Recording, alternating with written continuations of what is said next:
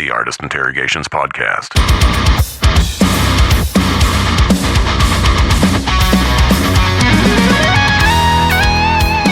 Got it? Hey, there we go, Ripper. I'm so sorry to keep you on waiting. I saw the email pop up, and I was like, oh, shoot, he's already in here. Yeah, I got to get in early. There's so many interviews here. They're all back to back, so I just figured I got it now. Let me get in. There we go. So how does someone like you get a sweet nickname like Ripper, huh? I know. I guess lucky. Yeah. I mean, my last name's Peach, so I go by Peaches, so it's even worse. Oh, there you go. See, yeah, I guess Ripper. That's all right, though. Peaches is all right. Yeah, it's fun. It's fun to expect somebody totally different when you see the name Peaches, and you end up getting this 6'9" dude, so it's pretty funny. Yeah, that is funny. And, I mean, my first question right off the bat for you really is how do you, develop your level of singing? Because I've been listening to your songs, of course, listen to Jugulator and, of course, the new EP that we'll get to talk about here shortly. But how do you develop vocals like that, man? It's really, really cool to listen to. Well, something I was born with to have the vocals. I mean, I wish I was born with being a brain surgeon or a professional golfer or something, but unfortunately I have to be a freaking musician. But, yeah, I was born with it, but then I just try to get better all the time. I mean, I take care of myself and try to take care of my voice. And I'm fortunate that I can sing in so many different styles as well, whether it's like a, super heavy, like a hardcore or a, really kind of deathy kind of stuff to 80s kind of sissy singing. So, but, fortunate, but I got to take care of it. Right. And then there's so many projects I think you've done that I'm kind of confused by. You have KK's Priest and your own solo EP, just known as Ripper. Yeah. In between the KK's Priest records, which KK's Priest is always going to take precedence. It's going to be the number one thing, which we have a new record being fit.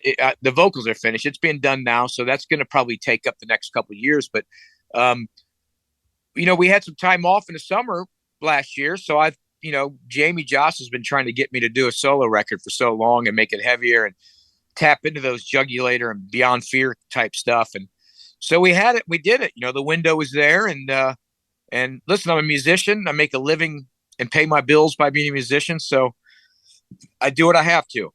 And then I was going to ask you, too, about Jamie Josta of Hatebreed producing this whole EP and everything. I mean, did he have a lot of input in the songs, or you just walk in and say, hey, I want to do this and just get right to it? Or what was the deal with that?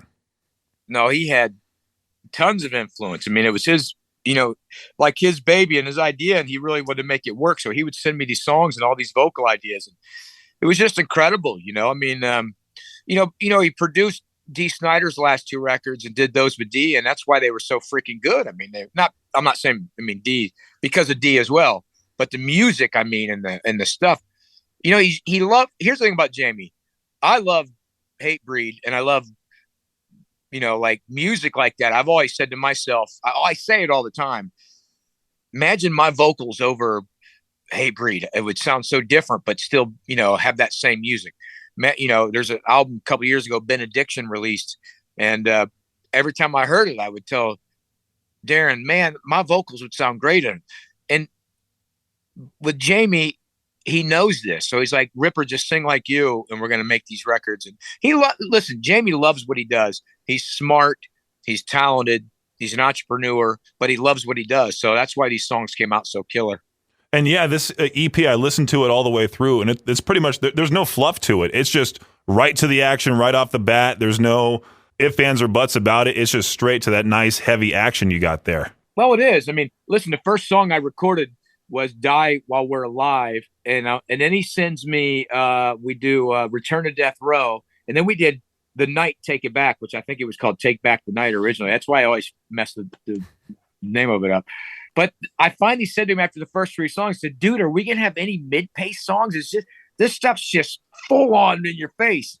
But you know what the great thing is about this is that it is, even the fast songs, it has melody. The vocals sound like me singing. It's not like anybody else. But then the choruses are very catchy and melodic. I think that's the key to this, But yeah, it's really just, listen, it's metal. And I grew up listening to thrash metal, and it was great to have a lot of influence in this. Yeah, it's pretty funny. I do this feature called Peach's Pick of the Day, and this week I've just been playing old school thrash metal tracks. and I was looking up just the best thrash metal albums of all time, and it's so weird. Like Loudwire had this list. The number 1 was Metallica's Master of Puppets, and then 3 was Slayer's Reign in Blood. And I was kind of saying on the air that Slayer's Reign in Blood is similar to Return to Death Row, where it's just nothing but action, just metal. Master of Puppets has a bunch of different stuff in there that they kind of just go away from the hard and heaviness. They have those little slowed down songs here and there, but thrash metal is something that I wish they would bring back, because I know there's some bands out there that are doing new metal songs now. Like yesterday I interviewed Max Portnoy from the band Tala. His band is entirely based off of new metal, and I would just love to see thrash metal make a giant comeback, really. I mean, there's going to be no other band like Slayer or any one of those. Well, yeah. I've always said that the new generation, they're going to have to do that, but they got to have their own stuff as well. I don't want them to take all my stuff and my ideas. You get your own. But yeah, I mean, the great thing about thrash metal is people think there's so many people that think, oh man, it's so heavy. And especially when you go back and listen to old thrash, whether it's Testament or Exodus or whatever, and it's like Death Angel, it's not that heavy. Now, when you go back and listen to people always like Metallica got so mellow, and I'm like, did you go back and listen to Ride the Lightning and stuff? I mean, songs like For Whom the Bell Tolls and Seek and Destroy, I mean, they were pretty commercial. Now they would be commercial. Oh yeah, songs. But back then they were so heavy, it was so killer. But I grew up loving Anthrax because they were heavy with Cotton Amash, and he sang, and I thought this is a great concept. I mean, not that Chuck Billy and Death Angel, those guys, they all sang as well. Don't get me wrong. I'm saying like Steve Perry. You know what I mean? It was like all of a sudden this guy's going, all of a sudden I know it was you see the high notes that you're singing. I was like, what the hell? It was awful. That really caught me. Right. And I've said many times before on the show too that I'm a big fan of amazing album arts, and looking at Return to Death Row. I think I heard you say you had an artist, of course, draw it up, but it's you in the electric chair. There's a syringe. I mean, whose idea was it to hear Return to Death Row and just come up with all this in that cover art? I don't know if Jamie had influence on it. Dan Goldsworthy is the artist, and he first sent me the sketch, and because people's like, it looks just like Shocker, blah blah blah. And I'm like, well, I think originally it wasn't. He made a sketch with these guys with the guns, and me, and at that time it was like didn't look like me in the face. It just was a face. And I still have it. I'd love to release it one time. I should release it, show people. And once you put an orange jumpsuit on, it's going to look like Shocker, I guess, because it's a guy in an electric chair. I guess the big part is I'm not returning to Death Row after all those people there, because there's lethal injection, a noose, guns, so electric chair. I was analyzing it too and seeing everybody in that thing. I noticed a new thing every time I took another glance at it. I was like, oh, there's someone else there. What's great is the lyric video for Return to Death Row on YouTube, because you really get to see the art, because it goes in on some of the artwork. It's and it's one of the best lyric videos. It's so good. And I recommend anybody that liked the artwork or the song to go watch that lyric video. It's so awesome. Yeah, and another thing that I've noticed recently too with bands like Slipknot, they kind of said, hey, we're going to be done pretty much with albums and just release singles from here on out. Do you think you'll follow that similar route as well? Well, we're going to go from this EP and we're going to release a full length, but I don't know. Listen, release whatever. Beatles did pretty good with doing that. I don't see anything wrong with releasing singles. Why not just it's because here's the thing that happens nowadays. My record came out December 9th or something like that. But, 3 or 4 songs were already heard by the time it came out. So you're almost releasing singles as you go on before you even release a record anyways. What's Metallica just released their second record or second song from this new record that's going to come out, and they'll probably release another one by the time it comes out. So it's almost like you release singles anyways. It's such a different era now. There was so much excitement back in the day to go to the record store and pick up your CD or your record and go home and listen to it and go, boy, this is terrible, or this is great. I'm disappointed, or I'm so excited.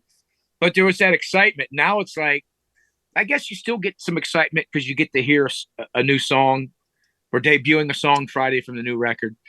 But I think it's not a bad idea from Slipknot. Why not?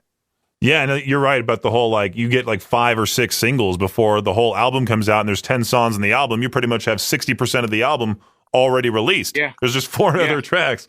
And you just mentioned that you're going to release a full-length version of Return to Death Row, is what you said? Well, we're going to do a whole new one. It'll be 10 new songs. So the key when Jamie and I talked was, let's release a 6-song EP. Hit people in the face with it. Just come out of the gate and blast them. And then follow it up this year with a new 10-song record. That's going to be pretty cool. I'm excited for that. And that's pretty much... it'd be pretty good. I am too. Yeah. So I don't want to keep you waiting too long for the next interview and such, but I just want to say thank you, Ripper, for joining me today, answering my questions and all that. Hey, Brendan, anytime, listen, you want to do it again down the road, just give me a shout anytime and we'll do it again. We'll have a little longer time next time, hopefully. The Artist Interrogations podcast is a production of Riverbend Media Group. For more information or to contact the show, visit riverbendmediagroup.com.